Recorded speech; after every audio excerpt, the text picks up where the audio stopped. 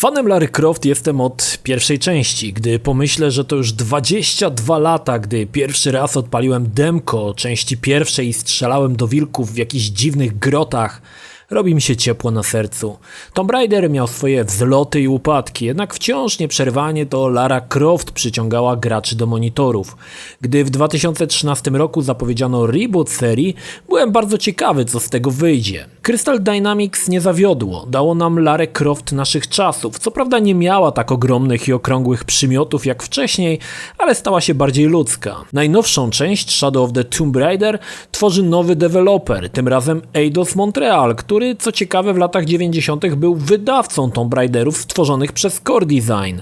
Najnowsza odsłona ma być domknięciem trylogii, choć jak mniemam, niedługo rozpocznie się nowa trylogia, wszak nie zażyna się kury znoszącej złote jajka, a przy okazji nie zabija się najbardziej znanej damy gier wideo. Tym razem Lara, ścigając tajemniczą organizację Trinity, trafia do dżungli w Ameryce Południowej, a stamtąd do zaginionego miasta Paititi. Jej celem jest powstrzymanie Trinity i zatrzymanie apokalipsy Majów, którą w zasadzie sama rozpoczęła. Historia jest niezła, trzyma w napięciu, choć pozbawiona jakichś spektakularnych zwrotów akcji. Formuła, która ciągnie się już od 3 części, nadal się sprawdza i pomimo, że budowana wciąż na podobnym szkielecie, nadal sprawia sporo frajdy z odkrywania kolejnych kart historii. Niewątpliwie miłym dodatkiem jest epizod z dzieciństwa Lary Croft. Zacznijmy od tego, że historia jest o wiele bardziej mroczna. Lara przedstawiona jest miejscami jako psychopatka z klapkami na oczach, która brnie do przodu w myśl zasady celu święca środki. Założenie jest świetne, bo pokazuje, że bohaterka zmieniła się wraz z kolejnymi częściami. Nie jest już tą przestraszoną dziewczynką, ale twardą kobietą, która przegryza wrogą tętnicę bez mrugnięcia okiem, a widok kilku okutanych w kevlar koksów nie robi na niej najmniejszego wrażenia. Z drugiej strony podobało mi się też to, że autorzy zamieścili pewne sytuacje, w których pokazują, że Lara jest jednak tylko człowiekiem. Nie może ocalić wszystkich i nawet ona popełnia błędy. To świetny pomysł i pokazuje jej bardziej ludzką twarz. Gra, podobnie jak poprzednie części, posiada półotwarty świat. Dostajemy czasami naprawdę spory teren, po którym możemy się swobodnie poruszać i wykonywać zadania opcjonalne lub pchać fabułę do przodu. Gra bardziej niż poprzedniczki kładzie nacisk na crafting i szukanie znajdziek, natomiast jest tutaj mniej strzelania. Mnie to wyważenie się podobało, wszak przygody Lary zawsze polegały na eksploracji. Strzelanie zostawmy Drake'owi. Każdy kolejny obszar to też niewielkie wyzwania. Czasami może to być zniszczenie kilku beczek, czasami zniszczenie totemów czy zebranie podwodnych roślin. Obok nich standardowo szukamy plecaków, które odkrywają znajdźki na mapie, skarbów, notatek i skrytek zawierających surowce. Obok nich powróciło uczenie się kolejnych dialektów poprzez odnajdywanie specjalnych rzeźb. Po poznaniu danego języka możemy odkodować ukryte gdzieniegdzie monolity, które dają nam szyfrowaną zagadkę. Ta prowadzi nas do odkopania ukrytej skrzynki. Są jeszcze skrzynie konkwistadorów, które otworzymy wytrychami. Dość powiedzieć, że znajdziek jest bardzo dużo, ale wyjątkowo przyjemnie się je zbiera. Nie czułem presji ani znużenia, zwłaszcza, że niektóre są sprytnie poukrywane i samo ich odnalezienie sprawia masę satysfakcji.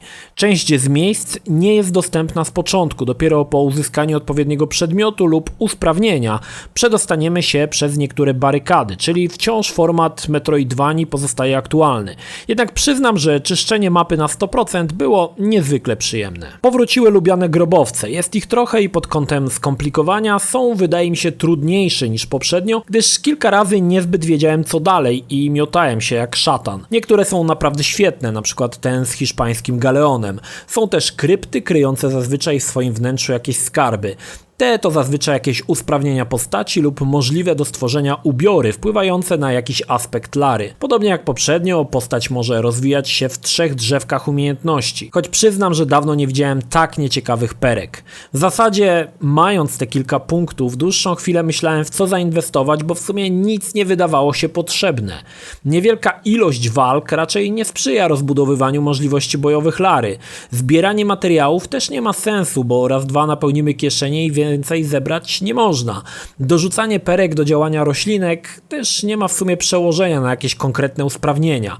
Mam wrażenie, że bohaterka jest za mocno dokoksowana na początku i nie ma po co jej jeszcze dalej ulepszać. Także zastanawiające jest ulepszanie broni, przeróżnej maści karabinów, pistoletów, łuków, których część możemy kupić u ulicznych sprzedawców. Sam z pistoletu strzelałem może ze 2 razy, z karabinu chyba raz. Najbardziej przydatny z tego wszystkiego jest łuk, jednak przy tak rzadkiej wymianie ognia, która jedynie się zdarzy, jak sknocimy działanie po cichu, wszystkie te usprawnienia są najzwyczajniej zbędne. Fajną nowością są miejsca, gdzie możemy pogadać z ludźmi, dostać questy poboczne i po prostu odpocząć od tajemniczych, zapomnianych, zatęchłych grobowców. Same miejscówki, choć pozbawione możliwości walki, wciąż kryją spore pokłady eksploracji i wyróżniają się na tle pozostałych bogactwem detali. Szczególnie fantastycznie wypadło miasto Paititi, gdzie możemy podejrzeć mieszkańców w ich codziennym życiu. Miejscówka jest ogromna i na pewno będzie co zwiedzać. Dużą uwagę twórcy przyłożyli do mitologii azteckiej i inkaskiej. Ubiory napotkanych postaci, rzeźby, wszystko nawiązuje do kultury tamtych regionów. Na przykład mieszkańcy zaginionego miasta żywcem przypominają bohaterów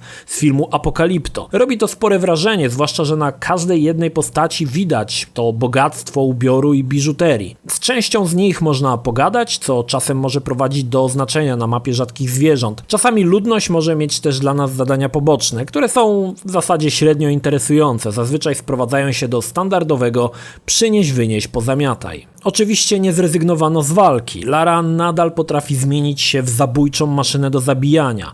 Bardziej usprawniono działanie po cichu. Teraz bohaterka może nasmarować się błotem i ukryć w krzakach wiszących na ścianie. Do walki wciąż używa łuku, jak i broni palnej, jednak same walki są mało satysfakcjonujące. Widać, że zmniejszenie ich wagi było dobrym pomysłem. Stanowią one fajną odskocznię, jednak z radością wracałem do spokojnej eksploracji pieczar i rozwiązywania zagadek. Nie zabrakło też elementów dynamiczniejszych, pościgów czy początkowa scena, gdy woda zalewa meksykańskie miasteczko Cozumel.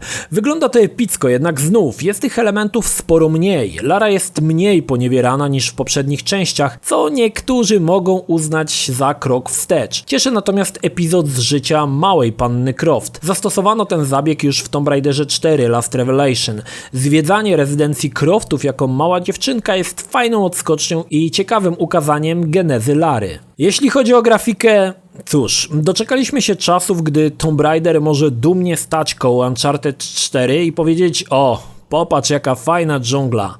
Tła wypadły świetnie. Duszna dżungla z początku kosi klimatem. Również późniejsze ogromne połacie terenu wypadły nieźle, choć przyznam, że po jakimś czasie ta dżungla zaczyna trochę męczyć. Niby nadal jest uroczo, wodospady, rzeczki, jeziorka, jednak przydałaby się jakaś zmiana. Jedność miejsca i akcji nie wyszła Tomb Raiderowi na dobrze i tutaj zdecydowanie Drake dzierży palmę pierwszeństwa. Postacie to też najwyższa klasa, jednak bardzo brzydko wypadła mimika poza cutscenkami, gdzie postacie ruszają ustami drewniano jak miś Koralgol. Dziwnie to współgra z ładnymi modelami i cutscenkami, gdzie mimika jest pierwsza klasa. Tutaj widać, że Uncharted jest daleko w przodzie, a szkoda, można to było o wiele bardziej dopracować. Twórcy też bardzo na serio wzięli tą mroczność produkcji, bo w dużej części gra jest w zasadzie niegrywalna przez panujące mroczne ciemności. Kilka razy musiałem wyłączyć konsolę, bo w świetle dnia nie dało się prowadzić rozgrywki. Niestety trzeba też zauważyć, że Tomb Raider w zasadzie opiera się na dokładnie tej samej mechanice co poprzednie części. Niewielkie dodatki typu możliwość huśtania się na lince są bardziej kosmetyką.